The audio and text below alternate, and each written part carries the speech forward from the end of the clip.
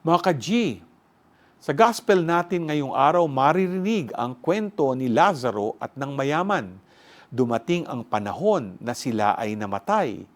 Ang mayaman ay napunta sa lugar ng paghihirap, samantalang si Lazaro naman ay sa piling ng mga anghel at ni Amang Abraham. Noong panahon na nabubuhay pa sila ay nagpakasasa ang mayaman sa mga makamundong bagay habang pinagpapawalang bahala ang kalagayan ni Lazaro na nag-aantay ng mga mumong malalaglag. Tunay ngang mabilis talaga ang panahon. Time flies talaga. Hindi na natin namamalayang lumilipas ang oras.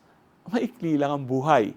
Huwag nating sayangin ang panahon na tayo ay may kakayanan na gumawa ng mabuti.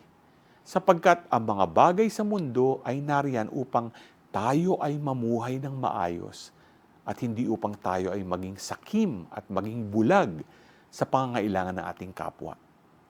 Sa huling panahon natin sa mundo, lilisanin natin ito ng walang pagsisisi sapagkat ginawa natin ang nararapat. G ka ba?